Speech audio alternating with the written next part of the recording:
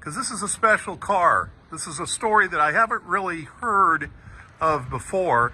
We got two gentlemen here, and I'll have you guys introduce yourselves. Hi, I'm Ray Murphy. I'm Bob Kimball's uncle. Okay, and then the gentleman next to you. I'm Bill Murphy. Ray is my dad, and Bob would be my cousin. Okay, and what do we got here that's peeking out of the garage? Tell me the story. Well, I'll start out. This is a 68 Plymouth Satellite convertible, and Bob told me there was only one of 700 built. Okay. But back, I don't know how many years ago it's been, when Bob was in school, just after he got out of the service, he bought this car. Okay. And he drove it for quite a while. For some reason, he had a chance to get rid of it, and he sold it. Now that had to be in '74 that he sold it. Is that okay? So he owned it before '74, obviously. So it was relatively new. Yeah. Okay, and he had done the work on the car to modify it. Yep. Okay. Now, where did he sell the car at? Well, Was it in San Diego or was it up here? oh no, it's never been in California. It's always Never. been in this.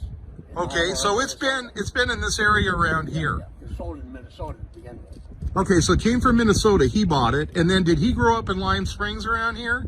Bob? Yeah. No, he was born and raised in Rochester. Okay, so he's in the Rochester area. He sells it to a guy somewhere around the Rochester area. That's 74, right? 1974.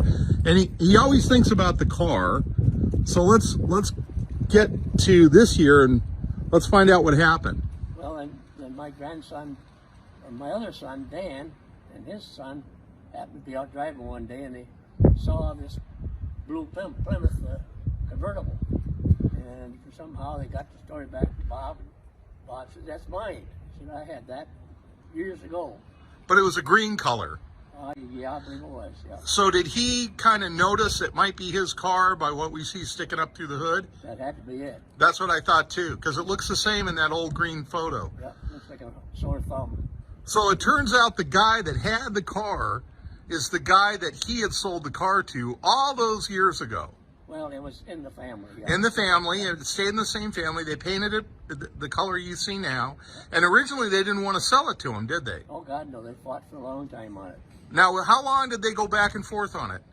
Oh, had to be a couple of years. Really? He spent 2 years trying to get this car. And then, Bob had came here to visit. right? And he told him about it. Yeah. At that time, Gordy Swenson owned it. Yeah. Okay. And then he died, and then his son, Bruce Swenson, ended up with it. Bruce and his sister ended up with it. Okay, so Gordy would never sell it while he lived. No. But then he passed, and then his son and Well, his sister, the son and the sister. the son and the sister decided to sell it. Well, they weren't. They really weren't too wanted clean.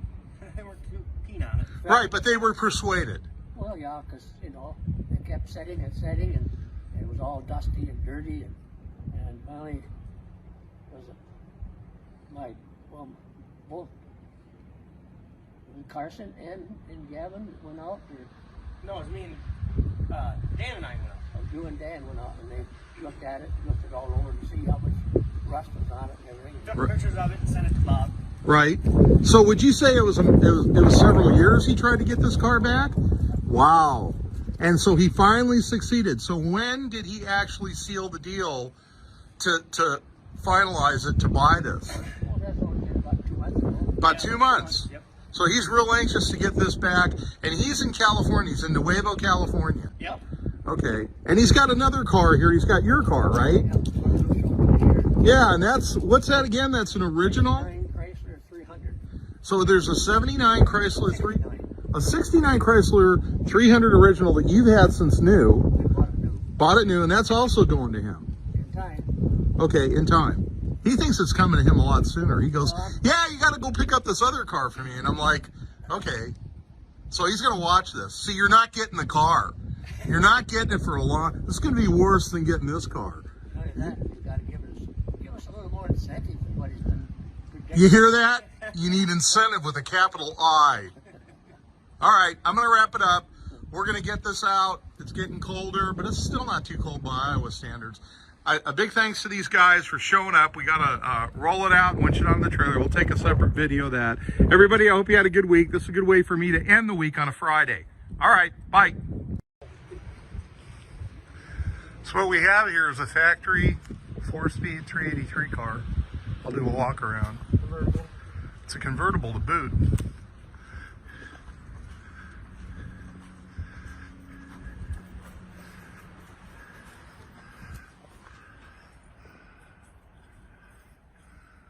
I'd say this looks like it has original dash, original interior. Boy, this is a survivor. I think it's got the original roof too. Probably original roof. Yep. Boy, ain't that a beaut, folks. What a beauty. And a great story, too. A guy gets reunited to his car. And look at, he's trying to sneak a wheel over there. He doesn't think I see him. Look at this guy. He's rolling a wheel up to the back. No, don't put it in the... yeah, there you go. Okay, well, I'm going to commence the load.